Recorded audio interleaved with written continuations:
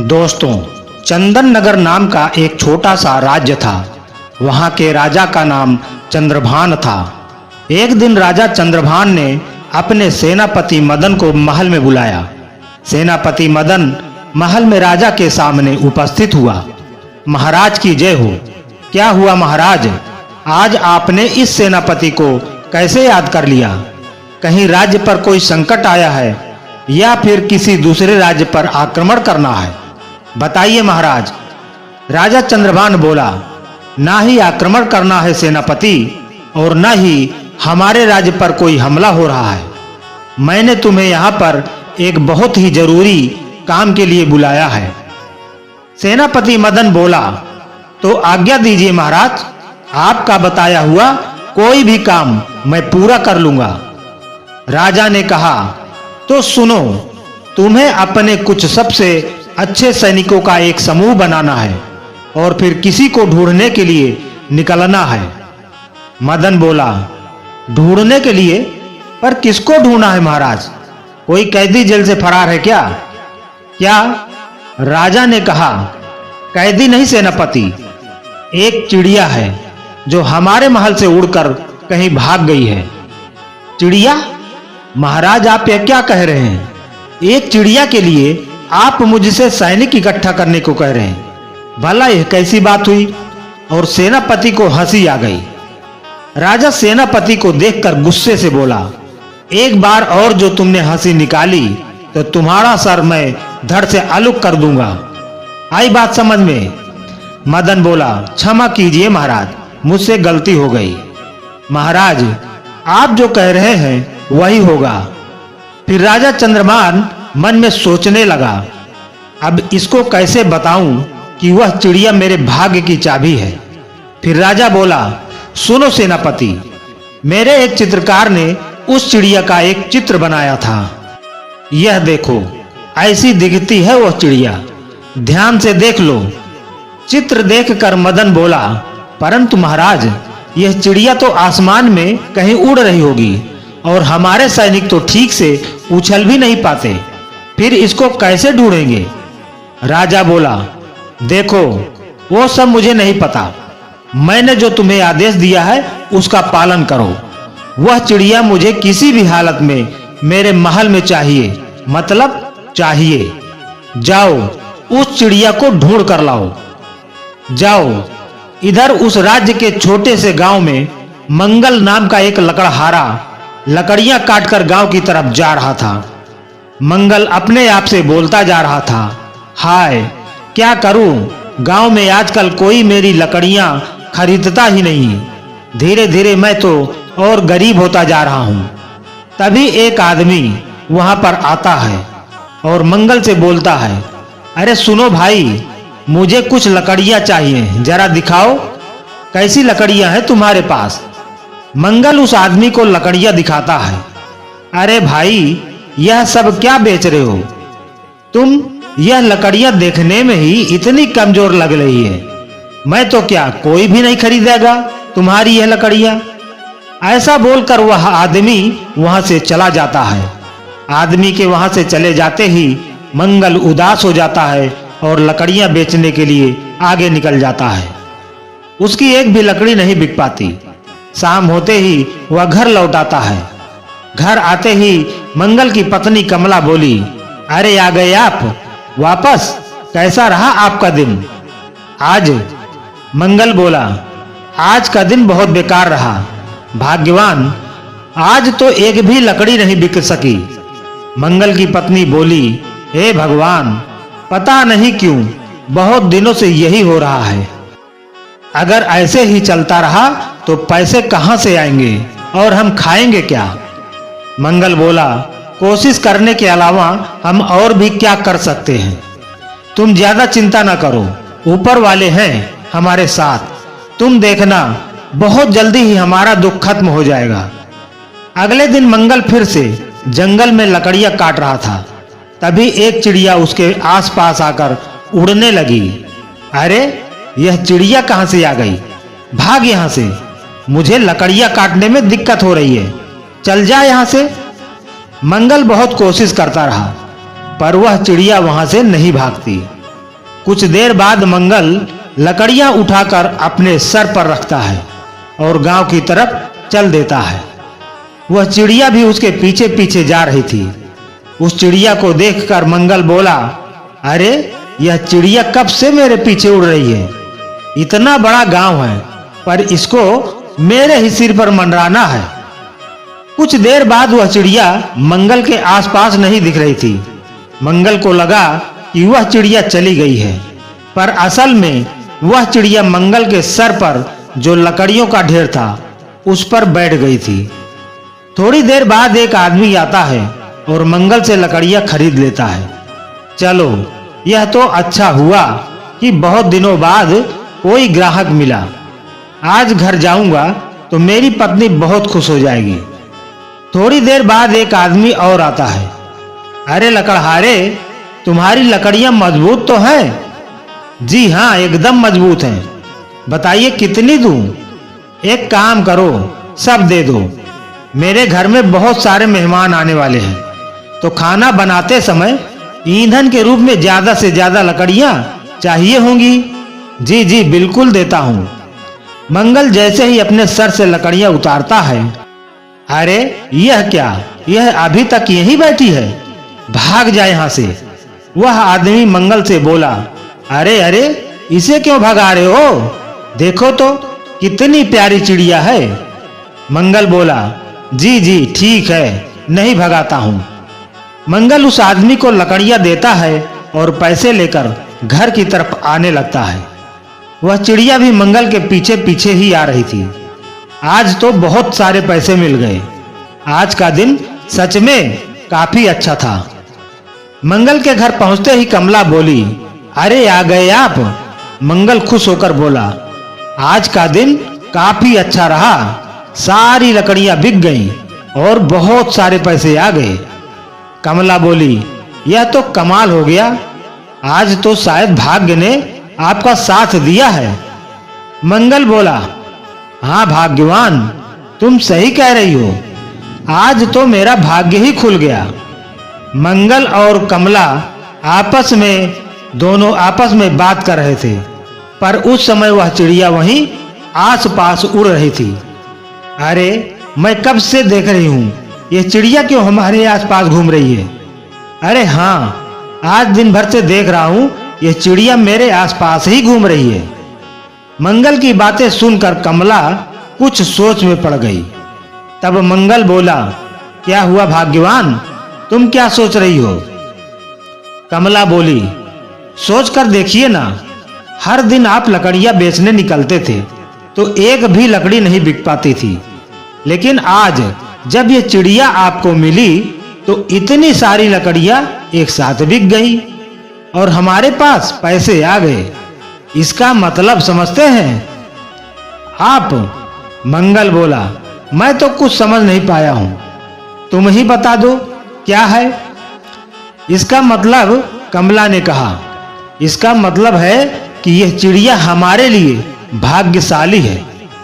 मंगल कमला की बात सुनकर आश्चर्य से बोला, अच्छा, और अगर ऐसा है तब तो हमें इस चिड़िया को अपने पास रखना चाहिए।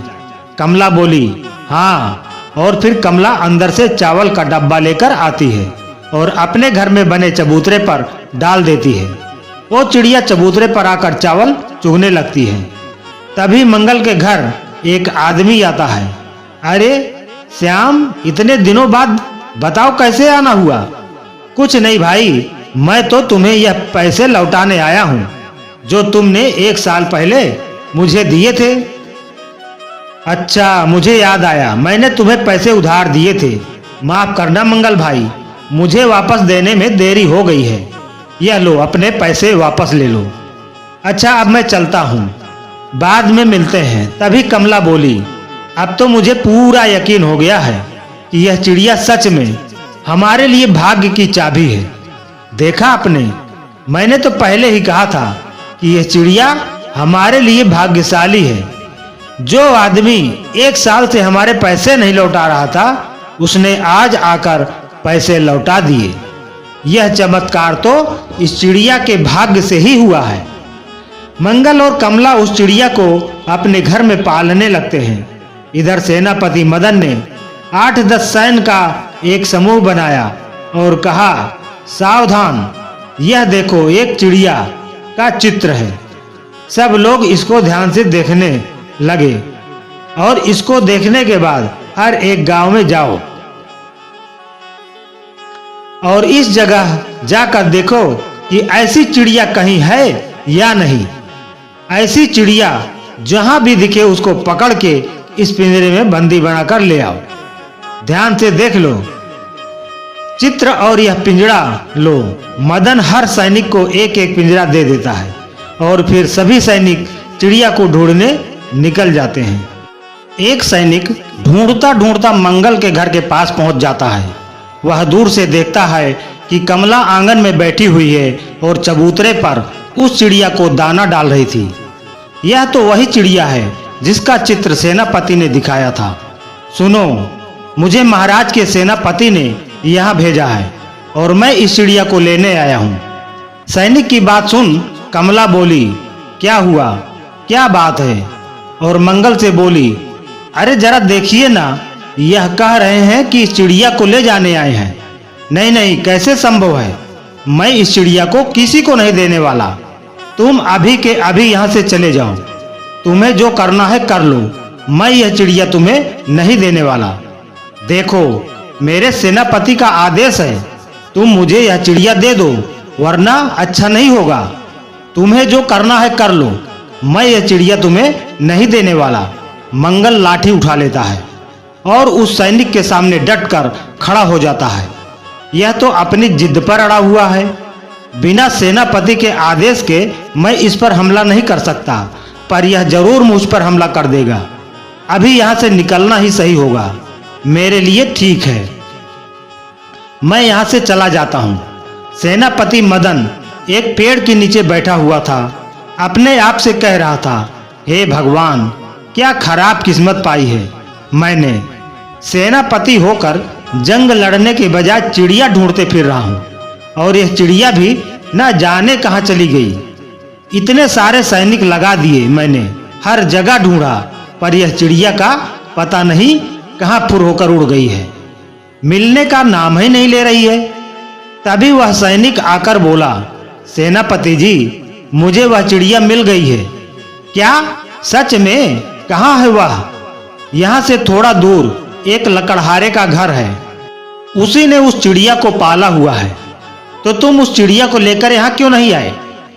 वह आदमी जिद पर अड़ गया है, कह रहा था चिड़िया नहीं देगा। अरे ऐसे कैसे नहीं देगा? ओ, अभी एक सैनिक की टुकड़ी लेकर उसके घर जाता हूँ, चलो। मदन सभी सैनिकों को इकट्ठा करता है और मंगल के घर की तरफ जाने लगता है और फिर मंगल को बुलाकर पूछता है, तो क्या वह चिड़िया तुम्हारे पास है? मंगल बोला, हाँ, वह चिड़िया मेरे पास ही है, पर मैं तुम्हें उस चिड़िया को हरगिज नहीं दूंगा।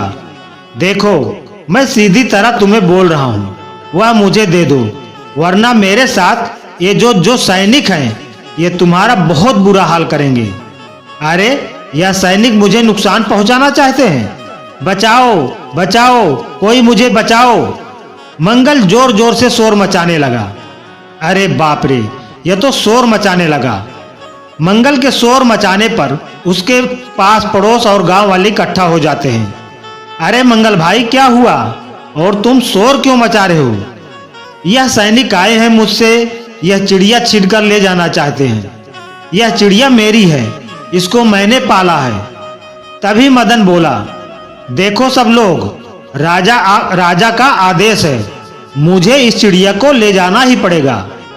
गांव वाले बोलने लगे, तुम एक गरीब आदमी पर दबाव बना रहे हो। जाके कह दो अपने राजा से कि यह तानाशाही नहीं चलेगी।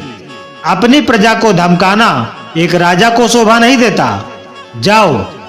तभी एक सैनिक मदन के कान में कुछ कहता है, सेनापति जी, यह हमारे राज्य के लोग हैं, इनके खिलाफ जाना शायद सही नहीं होगा, और अगर इन पर हमला करते भी हैं तो भी हमारे लिए खतरा है, क्योंकि हम बस 8-10 लोग हैं और सामने पूरा गांव है। उनसे उलझे तो शायद हमारी ही धुलाई हो जाएगी। निर्दोष लोगों पर हमला करने पर राजा हमें दंड देगा, वह अलग। हाँ, बिल्कुल सही कह रहे हो तुम। किसी दुश्मन को हराना आसान है, पर अगर प्रजा ही विद्रोह करे तब बहुत ज्यादा मुश्किल हो जाता है।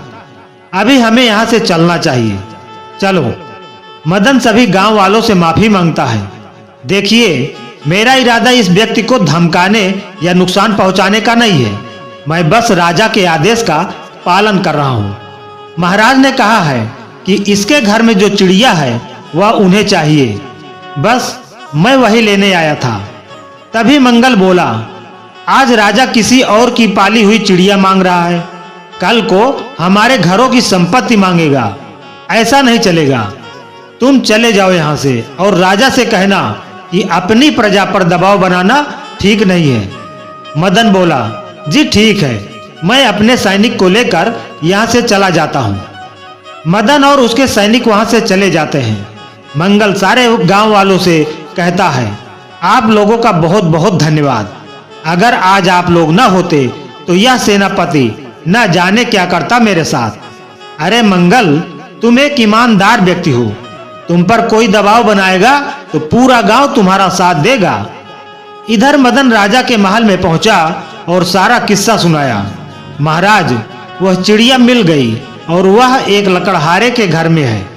मैं सैनिक लेकर उसके घर पर गया तो पूरा गांव उसके समर्थन में आ गया। अब हम अपनी प्रजा के लोगों पर हमला तो नहीं कर सकते थे, न इसलिए हमें खाली हाथ वापस आना पड़ा। राजा बोला, चलो, यह तो तुमने अच्छा किया कि आम लोगों पर हमला नहीं किया, नहीं तो राज्य में विद्रोह की स्थिति बन जाती। हाँ महाराज, आप बुरा न माने तो मैं आपसे एक बात पूछूं? हाँ पूछो। आप मुझे बता सकते हैं क्या कि वह चिड़िया आपके लिए इतनी खास क्यों है? राजा मन में सोचा, क्या करूं? मुझे इसे बताना चाहिए या फिर नहीं? वैसे कई सालों से यह मेरा सेनापति है, मेरे ख्याल से इस पर भरोसा कर लेना चाहिए मुझे। राजा फिर मदन से बोला, हाँ तो सुनो मदन, एक साल पहले जब मैं जंगल में घूमने के लिए निकला था, एक तालाब की पास में पानी पीने के लिए रुका ही था कि मैंने देखा कि पास में ही एक साधु ध्यान कर रहे थे। मुझे अभी भी याद है वहां कितनी शीतल हवा चल रही थी, कितनी शांति है। साधु महाराज बिल्कुल सही जगह चुनी है ध्यान लगाने के लिए। कुछ समय बाद जब साधु ने अपनी आंखें को खोली तो सामने एक सांप को पड़ा देख राजा से पूछा, यह सांप यहाँ मृत क्यों पड़ा है? साधु महाराज, जब मैं पानी पीने के लिए इस तालाब के किनारे रुका ही था कि मैंने देखा कि यह सांप आपकी ओर आ रहा था और डसने ही वाला था। तब मैंने इसे अपनी तलवार से मार डाला। तुमने मेरा ध्यान भंग नहीं होने दिया। मुझे बहुत प्रसन्नता हुई यह जानकर। तुम्हें जो मांगना है मांग लो मुझसे। अब साधु महाराज, मेरे राज्य की अर्थव्यवस्था बहुत खराब हो चुकी है। मैंने कुछ महीने पहले ही एक युद्ध किया है। युद्ध में इतना खर्चा हुआ कि राज्य का सारा खजाना खाली हो गया। अगर आप मुझे कुछ देना ही चाहते हैं तो मेरे लिए अपने ईश्वर से प्रार्थना करें कि वह मुझ पर कृपा कर दे और मेरा खजाना फिर से भर दे। मेरे पास तुम्हारी समस्या का एक समाधान है। यह जो चिड़िया तुम इस समय देख रहे हो, यह कोई आम चिड़िया नहीं है। यह जिस किसी के भी पास जाती है उसका घर धन धान्य से भर जाता है। तुमको इसको अपने साथ ले जाओ, तुम्हारा खजाना फिर से भर जाएगा। ठीक है? ठीक है साधु महाराज, आपका बहुत बहुत धन्यवाद। राजा उस चिड़िया को अपने महल में ले आता है और एक पिंजरे में बंद कर देता है। 1 महीने के भीतर ही राजा की किस्मत चमक जाती है और वह बहुत ज्यादा धनवान बन जाता है। तो सेनापति, यह है उस चिड़िया की पूरी कहानी। अब कुछ दिन पहले ही मैंने उस चिड़िया को पिंजरे से बाहर निकाला और वो बाहर निकलते ही फुर्र होकर उड़ गई। अब तुम कैसे भी करके उसे महल में वापस लेकर आओ। राजा की बात सुन मदन बोला, पर महाराज मुझे तो समझ नहीं आ रहा कि उसे वापस लाऊं तो लाऊं कैसे। अब देखो, मुझे नहीं पता कि कैसे लाओ। कुछ भी करो, कोई भी तरीका अपनाओ, पर उसे वापस लेकर आओ। महाराज, उस लकड़हारे ने चिड़िया को अपने आंगन में बनाए एक घोंसले में बिठाया हुआ है। मतलब वह चिड़िया आजाद है। तो अगर आप कहें तो मैं उसको चुरा कर ले आऊं। हाँ हाँ ठीक है, चुरा कर ले आओ, चाहे जैसे भी हो लेकर आओ, लेकिन उस चिड़िया को लेकर आओ। मदन रात के समय मंगल के घर आता है और वह चिड़िया उस चबूतरे पर चुपचाप बैठी हुई थी। वाह, यह लकड़हारा भी कितना बेवकूफ है, इस चिड़िया को खुले में छोड़ दे रखा है। रुक जा, अभी इसको पकड़कर बंदी बना लेता हूँ। मदन चिड़िया को अपने हाथ से पकड़ लेता है और उसे पिंजरे पर बंदी बना लेता है। मदन हाथ में पिंजरा पकड़े हुए महल की तरफ जा रहा होता है कि तभी अचानक से उसके पांव किसी चीज पर पड़ जाती है। बाप रे, इतना भारी सोना का कंगन, इसको बेचकर तो मैं भी माला माल बन जाऊंगा। अरे, इसे यहाँ कौन छोड़ गया होगा? अरे, कहीं यह चिड़िया का कमाल तो नहीं है? महाराज ने कहा था कि यह चिड़िया इंसान को धनवान बना देती है। अभी यह चिड़िया मेरे पास है तो मुझे यह सोने का कंगन मिल गया है। अगर यह चिड़िया राजा को वापस कर दूंगा तो इसका मतलब धनवान बनने का मौका खो दूंगा। नहीं नहीं नहीं नहीं, मैं वापस नहीं करूंगा। यह सोचकर मदन उस चिड़िया को लेकर कहीं भाग जाता है। राजा अपने सिपाहियों को बुलाकर कहता है, तुम लोगों में से किसी ने सेनापति मदन को दिखा है क्या? नहीं महाराज, सेनापति जी तो कल रात से ही गायब हैं। राजा काफी देर तक मदन का इंतजार करता है। अरे, आखिर ये मदन कहाँ जा सकता है? कहीं मदन ने मुझसे बेईमानी तो नहीं कर दी? कहीं वह चिड़िया लेकर भाग तो नहीं गया? राजा मदन को ढूंढते ढूंढते मंगल के घर पहुंचता है। राजा वहां देखता है तो उसको पता चलता है कि मंगल रो रो कर कह रहा था, मैंने गलती कर दी उस चिड़िया को घोंसले में रखकर। मुझे उसे खुले में रखने के बजाय उसको घर के अंदर रखना चाहिए था। मेरी लापरवाही की वजह से आज वह उड़ गई। राजा घर के पास खड़ा हुआ यह सब सुन रहा था। इसके पास चिड़िया नहीं है, मतलब मदन ने चोरी कर ली है। लेकिन मदन मेरे पास नहीं आया, इसका मतलब यह है कि वह उस चिड़िया को लेकर भाग गया है। वहीं पास से ही वह साधु गुजर रहे थे। मंगल के रोने की आवाज सुनकर वह उसके पास जाते हैं। राजा घर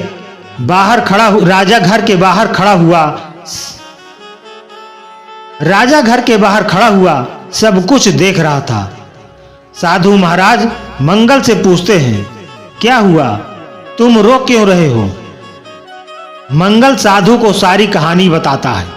तभी साधु महाराज बोलते हैं, पर वो चिड़िया तो मैंने राजा को दी थी।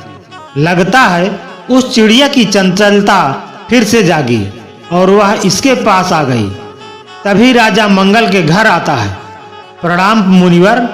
अरे राजन, तुम यहाँ कैसे? यही तो है जिसने मेरी चिड़िया को मुझसे दूर किया है।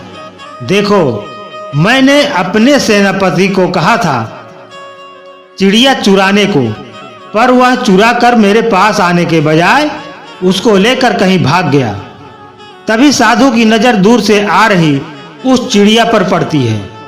देखो, तुम्हारी चिड़िया खुद तुम्हारे पास आ रही है। साधु, मंगल और राजा तीनों उस चिड़िया को अपनी तरफ आते हुए देखते हैं। तभी राजा की नजर पड़ती है कि उस चिड़िया के पीछे पीछे सेनापति मदन भी भागता हुआ आ रहा था। अरे, यह गद्दार मिल गया मुझे। रुक जा, आज तो इसकी खैर नहीं, इसे तो मैं आज बताता हूँ। मदन भागता हुआ उसी जगह पर पहुंच जाता है जहां पर वह तीनों खड़े हुए थे। अरे बाप रे, चिड़िया के पीछे भागते भागते मैं वहां आ गया जहां से मुझे भागना था। भागो, मदन राजा की पकड़ में आ जाता है और वह चिड़िया मंगल के आंगन में लगा हुआ चबूतरे पर जाकर बैठ जाती है। क्या हुआ सेनापति, तुम भागते हुए यहाँ क्यों आ गए? मैंने गलती से पिंजरा खुला हुआ छोड़ दिया था। अच्छा, अचानक से यह चिड़िया निकलकर भागने लगी और फिर मैं भी इसके पीछे भागते भागते यहाँ गया। क्या कमाल है, नियत का सब कुछ घूम फिर कर वहीं आ गया। चिड़िया के सभी मालिक एक जगह इकट्ठे हो गए। राजा बोला, मुनिवर, चिड़िया का मालिक मैं हूँ, क्योंकि आपने यह चिड़िया मुझे दी थी। मंगल बोला, चिड़िया मेरी थी, क्योंकि यह मेरे पास आई थी और मैंने इसे अपने घर में पाला है। तभी मदन बोला, चिड़िया मेरी है, क्योंकि इसे ढूंढने की मेहनत मैंने की है, इसको चुराया मैंने था। तभी राजा बोला, मुनिवर, अब आप ही फैसला करें कि आखिर यह चिड़िया है किसकी। साधु कुछ देर सोचते हैं और बोलते हैं, जब मैंने इस चिड़िया को राजा को भेंट किया तब यह चिड़िया राजा के पास से भाग निकली। मदन ने इसे चुरा लिया लेकिन वहां से भी भाग गई। फिर यह चिड़िया उड़कर मंगल के पास पहुंची और उसने इसे खुले में रख दिया। इसके बावजूद भी यह नहीं भागी, क्योंकि इससे यहाँ स्वतंत्रता का अनुभव हो रहा था। राजा और मदन ने चिड़िया को पिंजरे में बंद कर रखा था, जबकि मंगल ने इसे आंगन में घोंसला बनाकर रहने दिया। मंगल ही इस पक्षी का ठीक तरह से पालन पोषण कर सकता है, इसलिए इसका असली मालिक मंगल ही है। साधु महाराज की बात सुनकर राजा बोला, परंतु साधु महाराज, यह चिड़िया तो आपने मुझे दी थी। राजा, चिड़िया घर बहुत समय तक आपके पास रही है और इसके भाग्य से आपको बहुत धन प्राप्त हुआ। अब आपके खजाने भर चुके हैं, लेकिन मंगल गरीब है और इस चिड़िया के भाग्य की उसे अधिक आवश्यकता है। जी मुनिवर, मैं आपका आदेश मानता हूँ। राजा मंगल को ही वह चिड़िया रखने दे देता है और मदन को चोरी करने के कारण सेनापति के पद से निष्कासित कर देता है। आज की कहानी यहीं पर समाप्त हुई। फिर मिलेंगे एक और कहानी के साथ। कहानी पसंद आए तो लाइक करके ज़्यादा से ज़्यादा शेयर करें और हमारे चैनल को सब्सक्राइब करना बिल्कुल ना भूलें। धन्यवाद।